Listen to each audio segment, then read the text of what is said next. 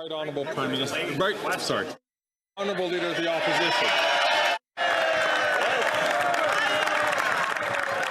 NDP Liberal government is not worth the cost of food. The food professor estimates that between 2022 and 2025, the cost of food will be up 34%. That's a time that coincides exactly with the NDP Liberal coalition. Coincidentally, the NDP leader's chief spokesman and brother, his company is a lobbyist for Metro. But the food professor blames the increase on carbon taxes. Carbon taxes on farmers and truckers who bring us our food. Before Canadians go hungry, why won't the Prime Minister allow a carbon tax election so Canadians can axe the tax? The Right Honourable Prime Minister. Mr. Speaker, farmers across this country are feeling the impacts of the extreme weather events that come from climate change, whether it's droughts or wildfires or floods. We are seeing the costs of climate change every single day.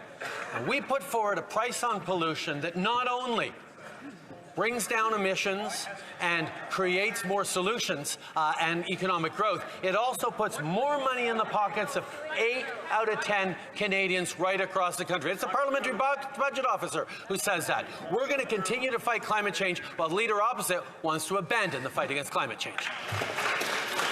The Honourable Leader of the Opposition. The Prime Minister loves to blame the rest of the world for the rampant food price inflation here at home.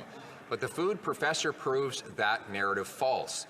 He has calculated that food prices have risen 36% faster in Canada than in the United States of America. What does Canada have that the Americans don't have? 2 words: carbon tax. So instead of forcing Canadians to line up at food banks, why won't he let them line up to vote in a carbon tax election?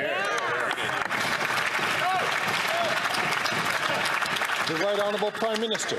Mr. Speaker, I didn't dare say anything after the last question because I sort of couldn't believe my ears. But here we have the Leader of the Opposition actually quoting some sort of expert, which is a brand new thing for this House of Commons. To rely on facts and data is an excellent thing to hear. Now, perhaps the Leader of the Opposition will listen to the hundreds of economists and scientists who have pointed out that putting a price on pollution, particularly one that puts more money back in the pockets of the middle class and those working hard to join it, is the best way to both fight climate change and grow the economy. But the Leader opposite, he just wants to play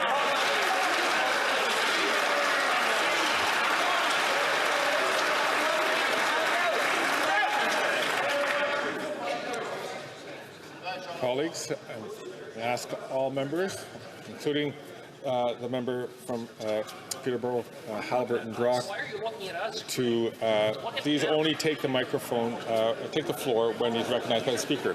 The Right Honourable Prime Minister. Honourable Leader of the Opposition.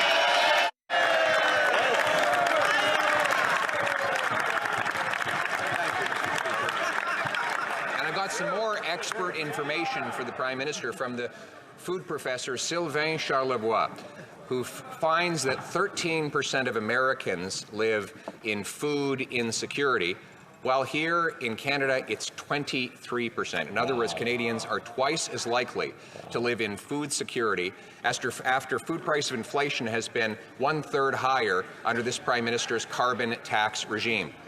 Again, instead of blaming others or forcing Canadians to go hungry, why not a carbon tax election so that Canadians can axe the tax and afford their food?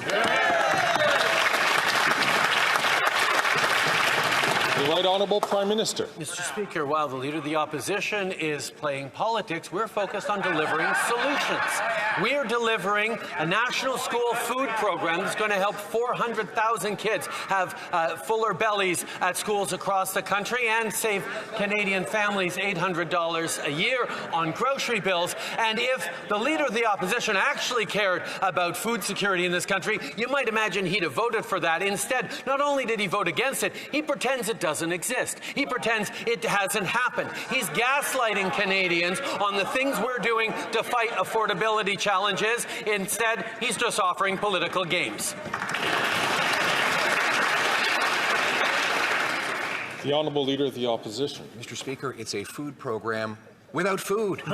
It hasn't served a single ham sandwich, not a single bowl of Kraft dinner, not even a piece of broccoli has been forced upon an unwilling kid. Mr. Speaker, this is meant to feed bureaucracy, not feed kids. Meanwhile, there's a 42% increase in the food bank use in Mississauga, and 2 million Canadians are lined up at food banks.